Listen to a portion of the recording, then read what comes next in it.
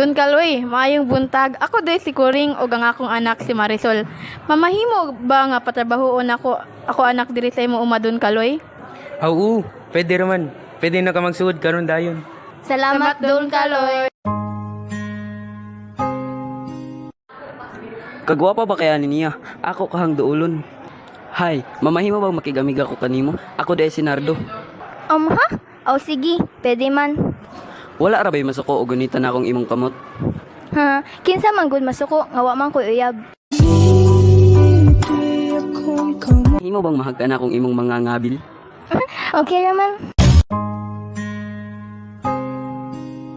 Hala, kagwapo ba ni niya? Hala, padong sa nako. Hay, ako day si Victor.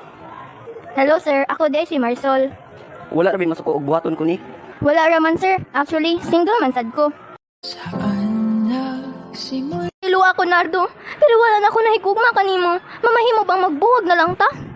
Apan Marisol, gigugma ti ka pag-ayo. Dili ta pwede. Wala tay mamahimong maayo ka ug maon, kay pobre ko ug pobre ka. Apan Marisol, Hilom na Nardo, dili na ko gusto pa nga makabati pa sa imong mga istorya. katul kang bayhana ka. Kay bawo kung dili lang ako imong laki. Wala ko laing gimahal Victor, ikaw lang. Dugay ra kong nag-antos aning imong gipangbuhat nga pagpasakit sa kanako. Mas maayo pang magbuwag na lang ta. Sige, magbuwag ta. Kay wala kay gamit para nako.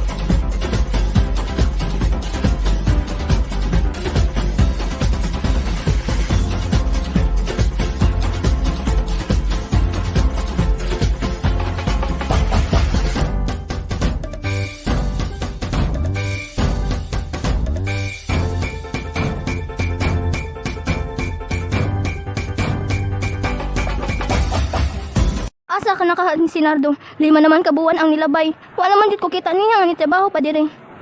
Dad, imo na ni pamana nako ang umahan. Yes son, you can do whatever you want. Do? Marisol, Nga nang gitawag ni mog dad si Don Kaloy.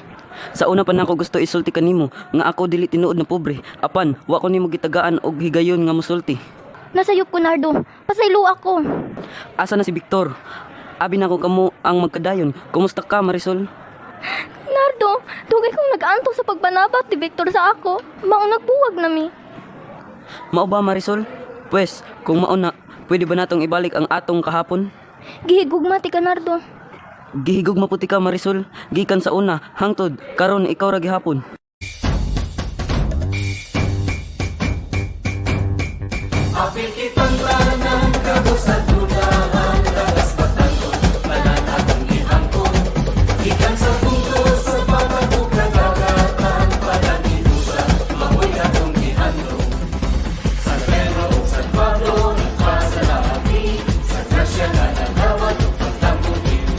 Sa industriya, sa agrikultura, sa paghiga